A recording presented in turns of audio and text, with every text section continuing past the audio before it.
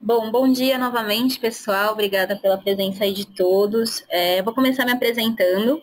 Sou Amanda Pose, estou aqui na Navita vai fazer 4 anos. Sou gerente responsável pela equipe de Service Desk, que abrange um pouquinho de logística, um pouquinho de MDM e telecom.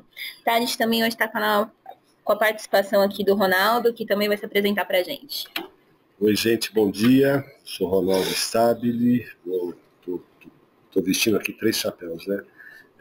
Como diretor da Recicladora Urbana, que é uma empresa de logística reversa, na área especificamente de eletrônicos, de TI e Tele. Sou vice-presidente da Associação Brasileira de Reciclagem e Inovação e sou membro do Conselho do Sistema B. É um prazer estar aqui com a Navita, ok? Bom, então começando, pessoal, até deixar claro para todo mundo, o chat está aberto aí para vocês fazerem perguntas, tá? Fiquem à vontade para estar realmente interrompendo a gente aí em tudo que a gente for falando. Se a gente estiver indo numa velocidade muito rápida, pode parar a gente também, tá? Então vamos começar falando um pouquinho sobre logística de reparo, né? Então hoje, o que é importante para a gente falar sobre esse item? Primeiro, quando a gente fala de dispositivo, tudo está voltado realmente a um orçamento, né? Tudo está voltado ao tempo de vida útil do equipamento, quanto se gasta para comprá-lo, mas vai muito mais do que isso. Hoje eu tenho uma visibilidade daquilo que eu gasto com um dispositivo durante o tempo de vida útil dele. Não é simplesmente comprar o aparelho e entregar ao usuário. Ele requer uma manutenção, ele requer um reparo ou, de fato, um próprio descarte, que a gente precisa começar a se conscientizar com isso, tá? Então, mostrando aqui para a gente o porquê é importante a questão do orçamento, eu tenho 4 itens aqui que eu julgo ser importante para a gente falar sobre esse item.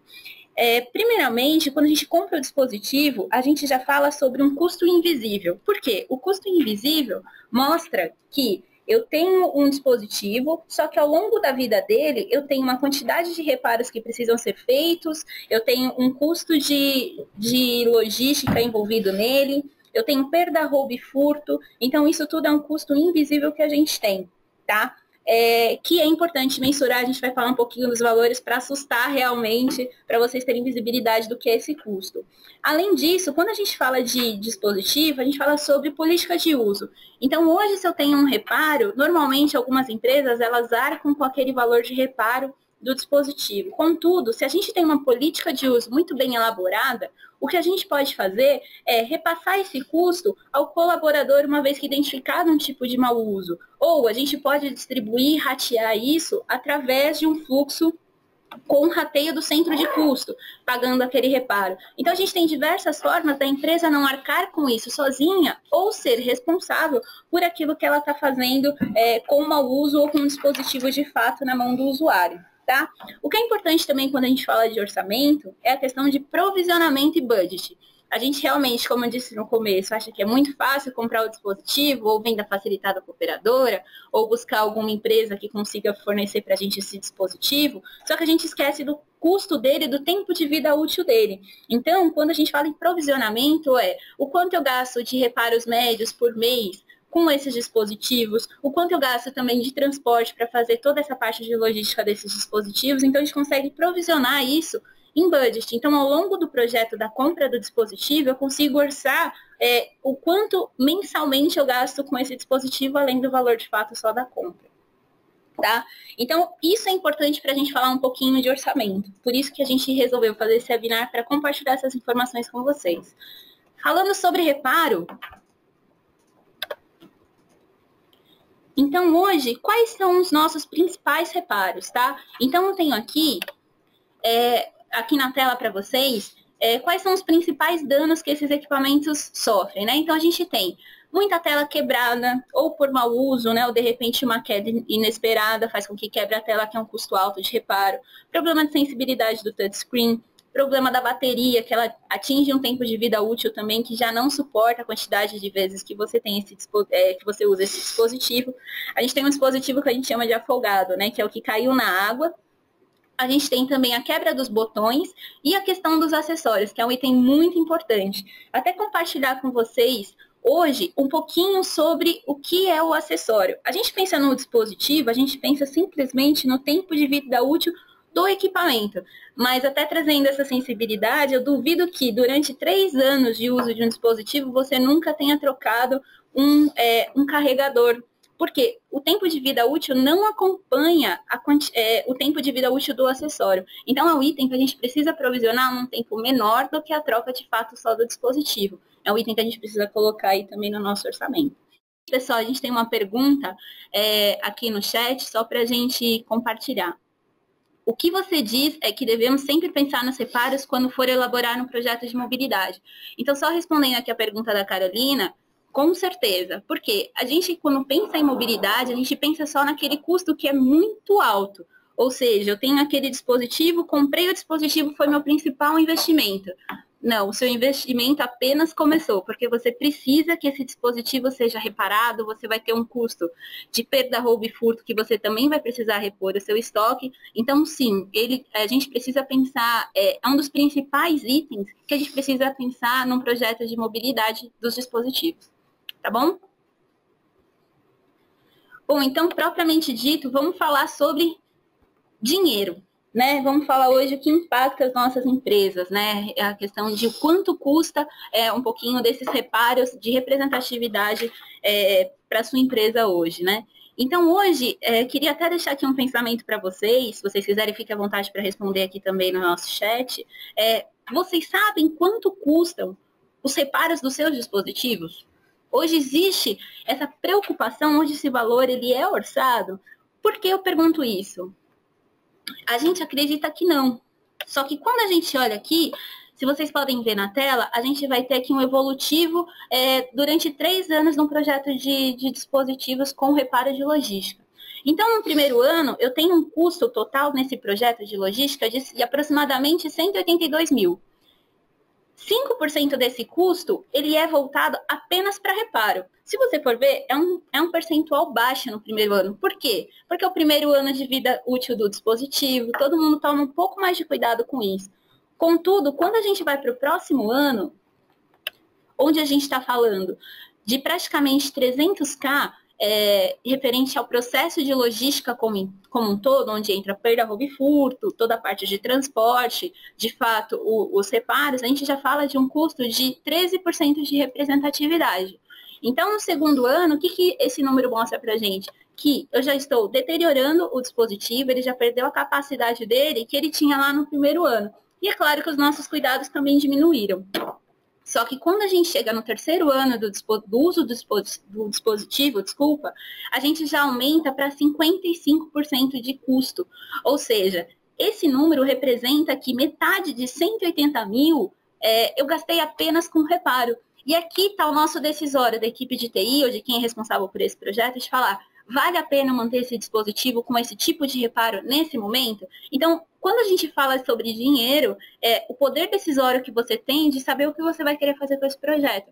Pensar no próximo rollout, pensar num descarte em grande massa, de repente, isso é um principal decisório para você provisionar isso no seu projeto, ou iniciar um processo de rollout novo.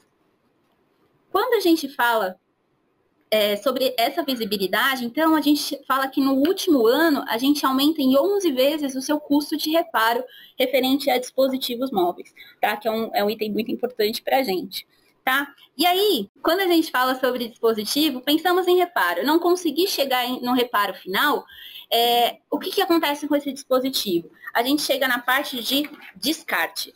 E aí, a gente está aqui com o Ronaldo, que ele vai ajudar a gente sobre isso, para falar um pouquinho sobre o descarte, né? Então, é o lixo consciente, o que eu faço com esse lixo eletrônico que eu não consegui mais reparar. Tá? Então, vou fazer algumas perguntas aqui para o Ronaldo, para ele conseguir compartilhar com a gente essa expertise que hoje ele é especialista em fazer. Então, Ronaldo, o que eu queria perguntar para você é o que fala a lei que regulamenta o descarte correto desses eletrônicos? Ok. Existe a Política Nacional de Resíduos Sólidos, né? Foi uma lei promulgada em 2010, que entrou em vigor em agosto de 2014. O que fala essa lei? Aí chegando no nosso resíduo eletroeletrônico e da linha verde, que é a linha que nós estamos falando, que é TI interna. Todo mundo, quando pensa em descarte, geração de resíduo, pensa sempre em latinha, PET, etc. E esquece exatamente a linha do que nós estamos falando aqui, que é TI e tele. Para vocês terem uma ideia, o Brasil é o terceiro maior gerador de resíduo eletroeletrônico do mundo. Isso é um impacto incrível.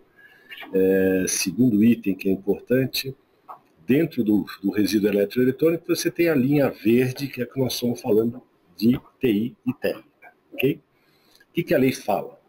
A responsabilidade pelo descarte é compartilhada. Então vamos pensar o seguinte. Um grande fabricante produziu um equipamento móvel, né? Um tablet, um notebook, vendeu para uma Fest ou para uma Casas Bahia e alguém, seja pessoa física ou jurídica, adquiriu.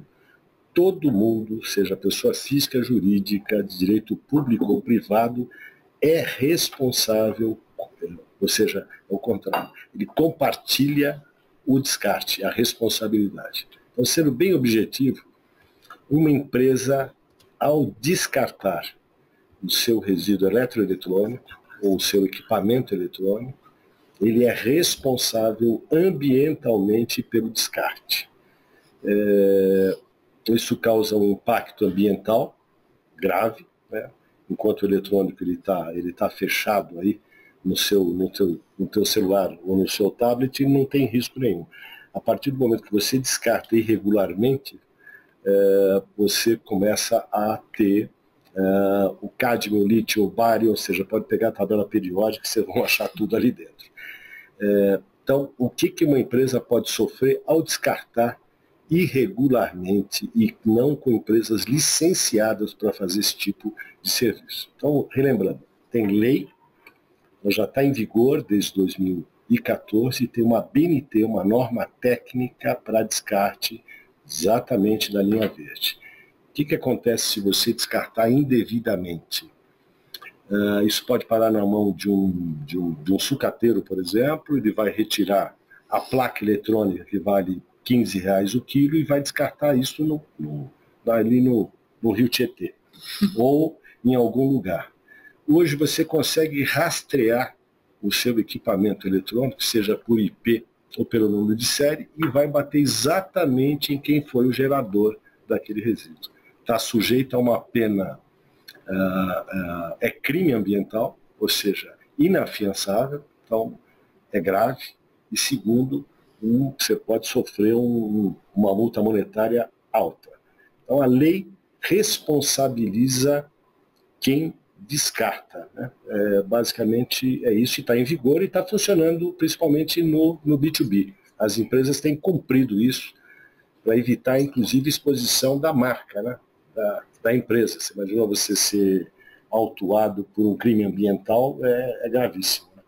Acho que é por aí.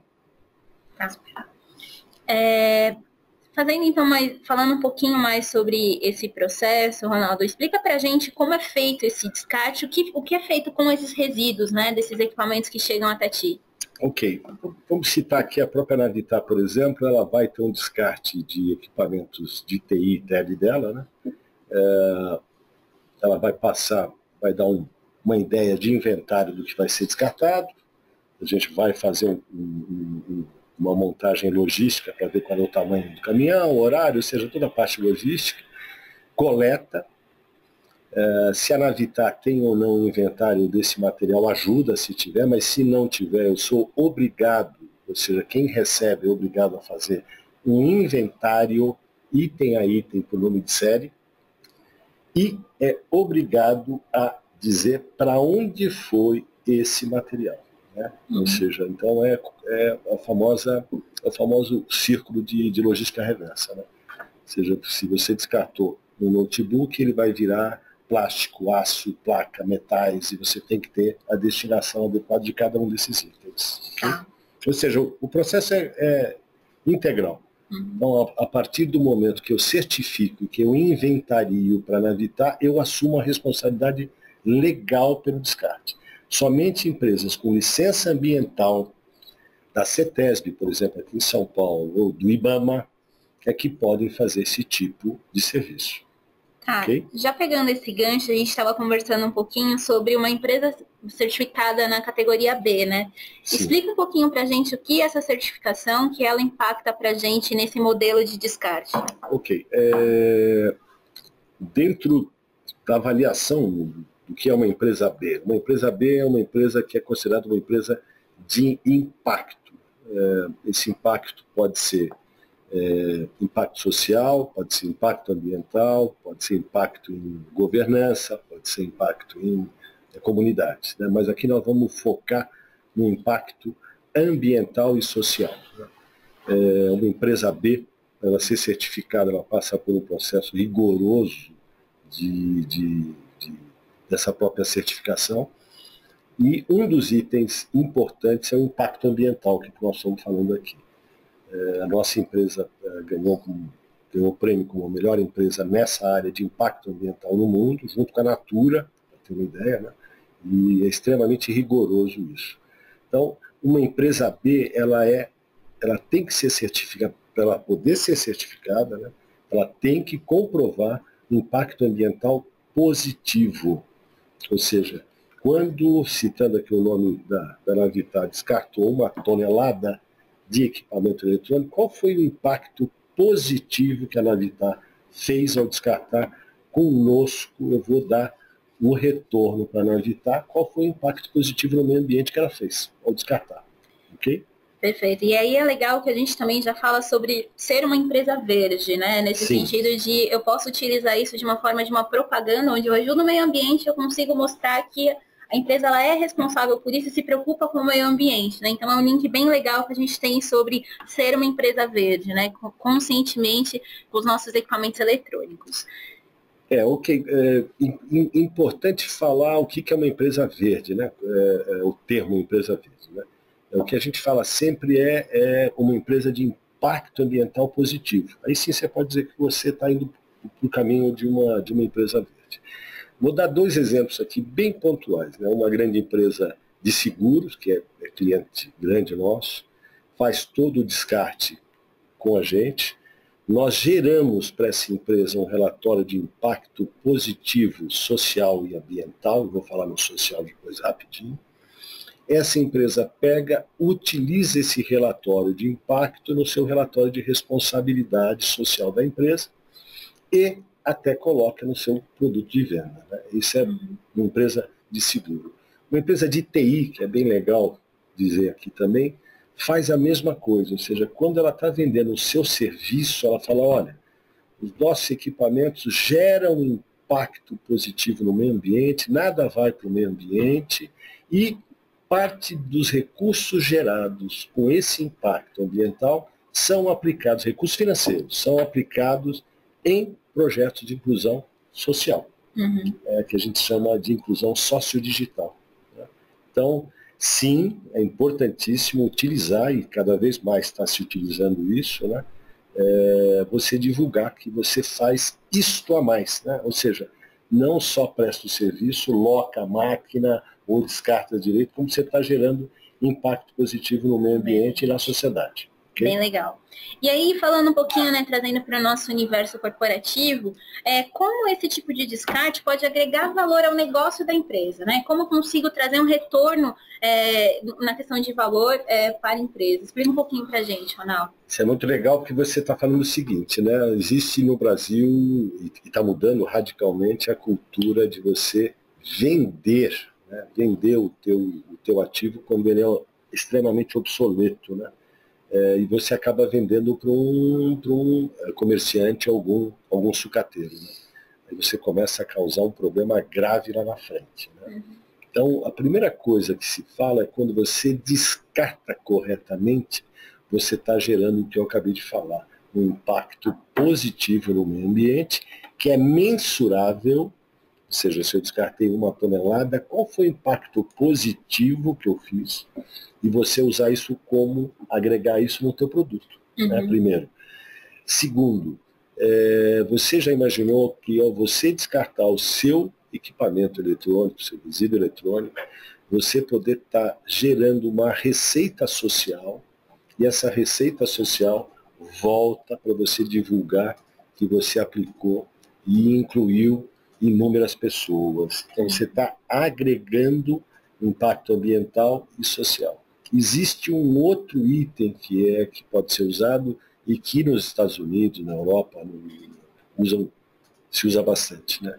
Qual é o custo que eu tenho para fazer todo esse processo? Coleta, transporte, inventariar e certificar, né? De um lado. E do outro lado, qual é a avaliação que eu tenho daquele equipamento que eu descartei?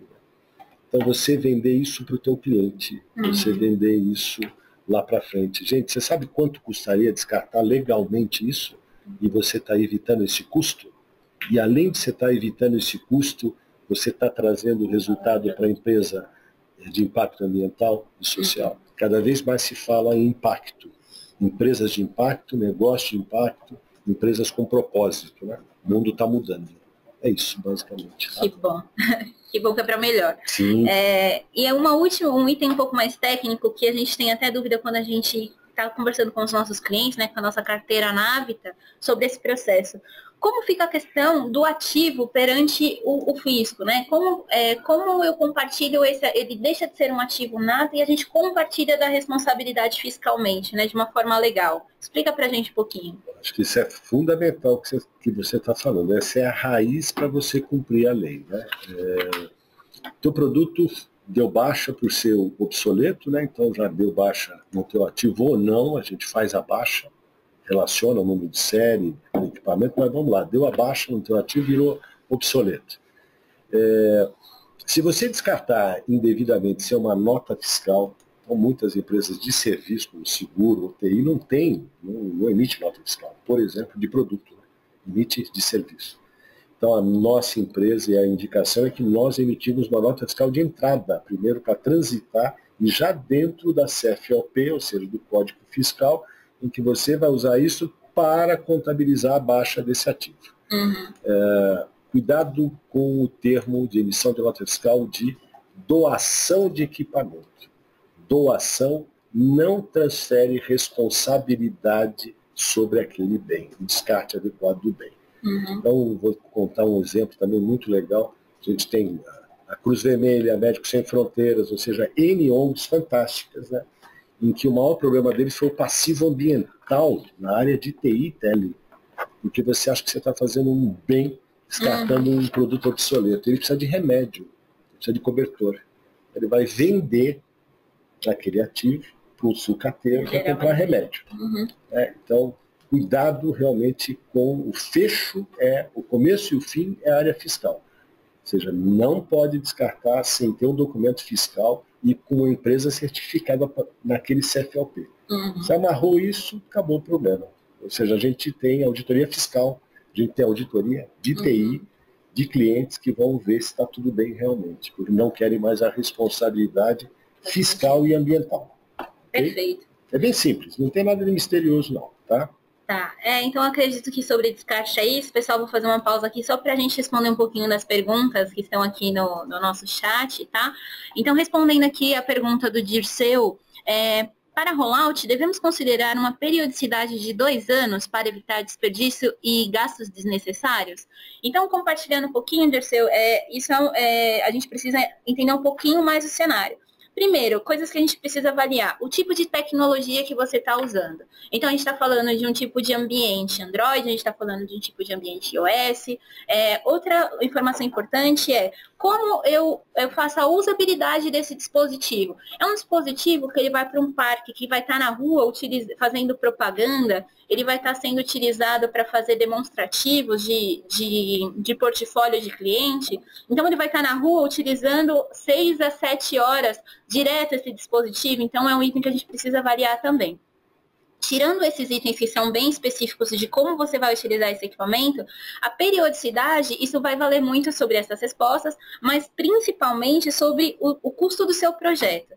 Se você tiver um custo de projeto que mensure toda essa parte de logística de reparo, a parte de transporte, a gente acredita que 2 anos é um tempo super considerável para fazer para começar o seu projeto de rollout.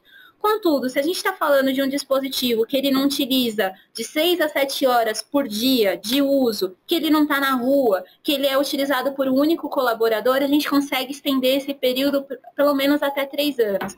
É que a tecnologia vem avançando de tal forma que a gente tem até os versionamentos de sistema operacional saindo com muito mais velocidade do que era no passado. Então, esse é um item importante também para a gente considerar referente ao seu rollout. Seguindo aqui as perguntas, quando a gente tem aqui o usuário fica sem aparelho nesse processo todo de logística, né? Que a Michelle fez aqui a pergunta para a gente, o que a gente considera? Quando a NAFTA é contratada para fazer esse projeto, o que é mais importante para a gente? Não de fato fazer o reparo do dispositivo, mas sim considerar que aquele usuário da ponta não pode ficar sem aparelho. Então, não, o usuário não fica sem aparelho. A gente tem um processo de estoque que ele é compartilhado com o usuário enquanto eu estou recolhendo aquele equipamento para descarte. Por quê? Eu não vou deixar o usuário final sem operar com um dispositivo, trazendo dinheiro para a empresa, né? Trazendo a receita com aquele dispositivo, que é um bem corporativo. Então, ele não fica sem aparelho. Tá? O que a gente está considerando aqui também de pergunta é quanto tempo para fazer todo o processo de descarte correto. Acredito que o Ronaldo pode ajudar a gente com isso. Tá, dependendo você só tem que depender do que você está descartando e onde está. Normalmente, 24, 48 horas a gente retira. Então, o espaço é importante isso. O espaço é caríssimo hoje. Então, as empresas hoje querem just in time na coleta. Então, acho que isso é fundamental. Agilidade é tudo. E eu estou vendo aqui uma pergunta, posso adiantar aqui? Quando o equipamento é locado, de quem é a responsabilidade por esse descarte, por exemplo? Né? A lei é muito clara e objetiva, né? A responsabilidade é compartilhada. Então, você locou aquele equipamento e você não quer nem saber qual foi o destino dele depois. Você vai estar envolvido legalmente no descarte desse equipamento. Você precisa saber para onde foi. Ah, mas eu fiz o leasing, por exemplo. Volta para a empresa de leasing. Se essa empresa de leasing não destinar adequadamente, você está na responsabilidade também compartilhada, ok? Interessante as duas perguntas. Tá, e aí, pessoal, acredito então que não sei se alguém tem mais alguma pergunta para ser feita aí em tempo de chat, mas então só compartilhando um resumo de tudo que a gente falou aqui, né? Para a gente ficar com as ideias muito bem acertadas. Então, a gente falou um pouquinho sobre a logística de descarte, o porquê o orçamento é importante, né? A gente falou sobre aquele custo invisível quando eu não mensuro, quando eu não tenho uma camada de consultoria que olha para esse resultado, né? Ou uma gestão que não olha para esse resultado. A gente falou da possibilidade de ter uma política de uso compartilhada com o usuário final, a partir do momento que a gente tem isso definido. A gente falou também sobre provisionamento de budget, desse orçamento para a gente pensar no custo do projeto quando ele está em andamento, não só com aquele investimento inicial. A gente falou também sobre os valores que ele pode chegar no terceiro ano de uso de reparo, sobre 11 vezes mais do que os primeiros anos de usabilidade desses equipamentos. Então, é sim um custo considerável que a gente precisa começar a pensar e provisionar. E a gente já engatou falando sobre um descarte consciente desses eletrônicos, e o Ronaldo trouxe toda a experiência dele para mostrar o como fazer, a certificação que é necessária para isso, quando a gente fala da certificação B, como a gente faz para ter a parte do ativo, como eu agrego valor referente a esse dispositivo, fazendo esse processo de descarte, até como eu posso usar isso como um marketing da minha empresa, como uma empresa verde. Falamos um pouquinho também do terceiro setor, que está ingressando também junto com as empresas, através de ONG, e a gente fecha referente a toda a parte de pergunta que teve aqui junto com vocês aqui no chat. Algum item? Queria só dar um pitaquinho rápido aqui, que é quando se fala sobre descarte consciente. Não pensem só em empresa, na empresa que vocês trabalham. Pensem no meio ambiente, no futuro dos seus filhos e da sua família. Então, a economia hoje é linear, o volume de descarte que está indo para o meio ambiente, se você pensar no volume de descarte de eletrônico, e nem 2% é reciclado nesse país aqui, a geração de lixo eletrônico, a tendência é crescer absurdamente, porque o mundo está virando digital, ok? Era isso, tá? Tem uma pergunta legal, existe algum documento ou certidão que nos assegure? Com certeza e obrigatório, um inventário e uma certificação de que aquele descarte foi feito adequadamente. Nós emitimos um próprio certificado lastreado no lote, lastreado na nota fiscal. Você amarra tudo. Sim, existe e é obrigatório ter esse certificado, ok? Bom, pessoal, então a gente vai encerrando o nosso webinar hoje. De fato, eu queria agradecer, Ronaldo, pela presença. Um prazer. Vamos compartilhar esse vídeo com vocês, toda a parte do material, em até uma semana por e-mail, tá? Vocês fiquem à vontade para retornar para a gente falar de oportunidade, mas principalmente para a gente tirar dúvidas e falar um pouquinho sobre como a Navita pode te ajudar a seguir esse processo inteiro, né? Esse é um dos objetivos também, além de gerar informação, para a gente gerar novas oportunidades para sua empresa. A Navita está pronta para te atender. Então, gostaria de agradecer novamente a presença de todos e um bom dia e bom restinho de semana para todo mundo. Obrigada. Bom dia. Obrigado, gente. Um bom dia para todos.